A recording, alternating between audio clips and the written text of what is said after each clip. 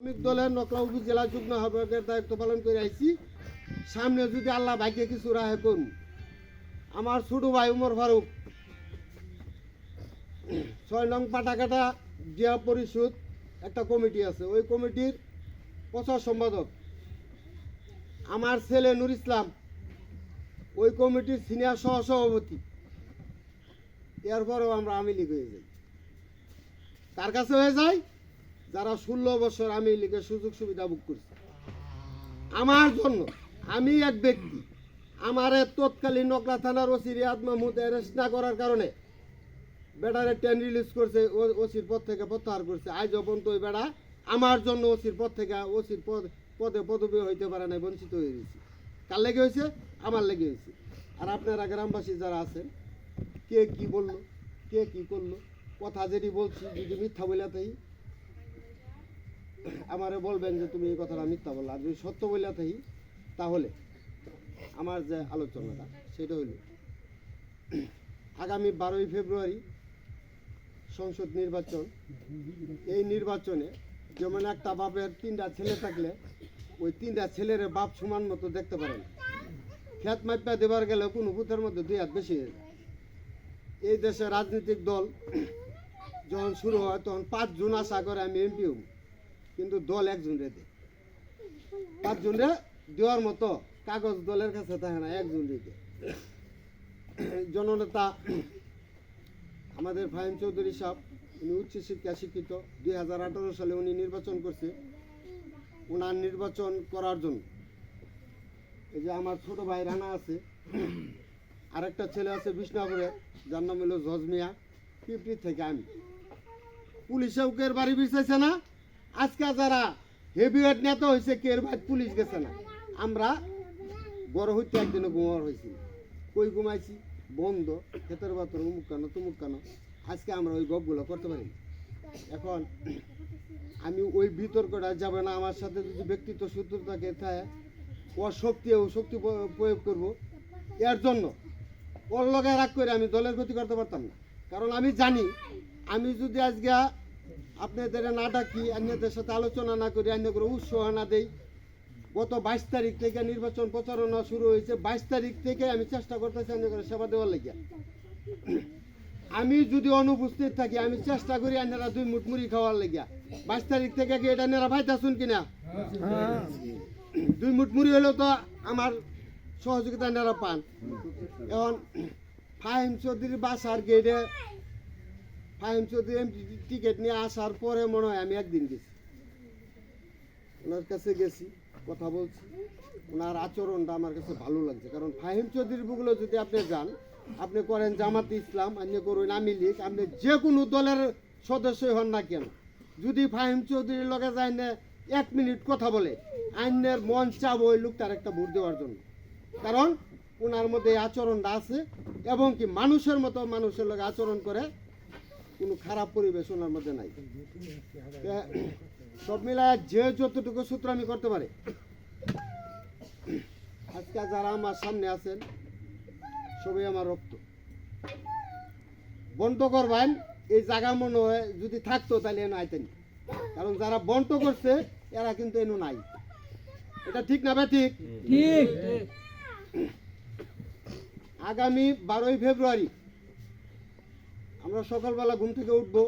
যারা হজরে নামাজ পড়ি ওনারা হজরে নামাজ পড়বেন, আল্লাহর কাছে দোয়া করবেন। আমরা শান্তি চাই, অশান্তি করবও না, অশান্তি চাবও না।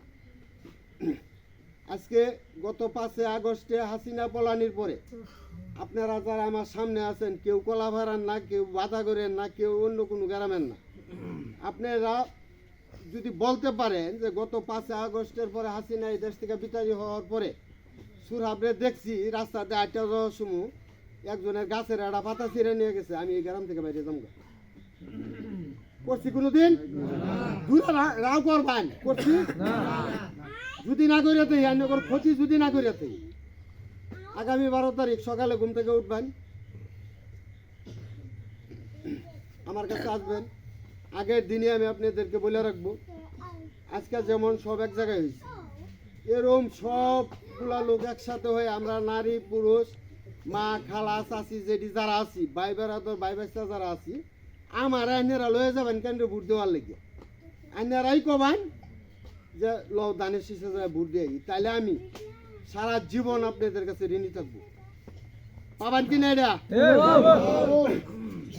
তাহলে কথা আর বাড়াই না বাড়ায়া আমি প্রচুর নির্যাতনের মুখে শিকার হয়ে রয়েছি কারণ আপনারা গ্রামের এতগুলো মানুষ একা হয়েছেন আর একটা কথা মনে করে দেই ওই পীরের আবির্ভাব কিন্তু আমরা পিঁপড়িতে 2টা তাজা পান মার্ডার দেখছি আরেকটা পীরের আবির্ভাব এই গ্রামে হয়েছে সকলে কান খোলা রাখবেন যে কোনো ধরনের ক্ষতি যাতে আমাদের মধ্যে ওই পীর সাপ না করতে পারে পারবেন কি না সবসময় ওই খেয়ালটা রাখবেন যে বড় পীর কি করে হয়ে গেছে ওই পীরের যারা মশলা দিছে ওই পীরের মশলা লয়ে যিনি আসছেন উনি কি করব ওই দিকে খেয়াল রাখিয়া সকলের দিকে খেয়াল রাখবেন সকলের জন্যই আমি দোয়া করি আল্লাহ তাআলা আগামী 12 ফেব্রুয়ারি পর্যন্ত সকলে ভালো রাখুক আরেকটা কথা না বললেই না হয় আমার দোকানদার ভাই আছে এনে মোয়াজ্জেম সাহেব আছে সামনের মুরব্বীরা আছেন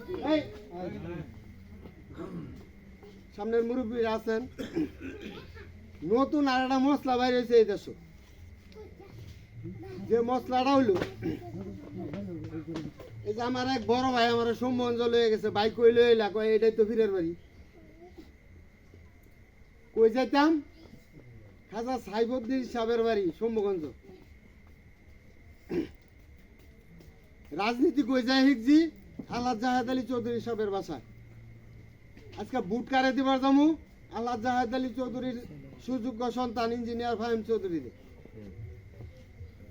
নতুন কিছু পীরের আবির্ভাব হয়েছে কি হয়েছে আমার ভোট দিলে ব্যস্ত পাবে আমরা যারা সামনে আছি আমাদের মাঝখানে যদি ওরম কোনো বুরকাওয়ালা দাড়িওয়ালা সুন্নতওয়ালা এত পেপারওয়ালা ওলি পাওয়া যায় তাহলে দয়া করে আমার একটু জানাবেন যে ব্যস্ত টিকিট ওই গেলে পাওয়া যায় আমি ওই আমলটাই করব ঠিক আছে আর ওই দিকে সতর্ক থাকবেন আপনাদের অনেকেরই বিগত দিনে ভিন্ন মত থাকতে পারে ভিন্ন জায়গায় ভোট দিতে পারেন অনেকে দিচ্ছেন যেহেতু আমরা এই বাংলাদেশে 2টা রাজনৈতিক দলই ধরি একটা হলো বিএনপি একটা হলো আওয়ামী লীগ যেহেতু আওয়ামী লীগ এই দেশের থেকে বলাইছে আমরা বাইরে খাতাইছি উনি যে কর্ম করছে কর্মগুণে ওই যে আমার যারা কয়সর যারা গান গাইছো এটা আনতে করবে হেরি মনে আছে লম্বা করে এলাম কথাটা একবার বলদ রে কইতো এ বলদ ডিরি আমার দোষে আমি দোষী তাই তো মরে বিচার হবে করণ অনুসার ভাবি মন আমার আমি যদি আমার দোষে খুশি হয়ে যায় আপনারা বাঁচাবেন কেমনে বাঁচাবার রাস্তা আছে না এখন এই দেশ ওই আবির্ভাবটা শুরু হয়েছে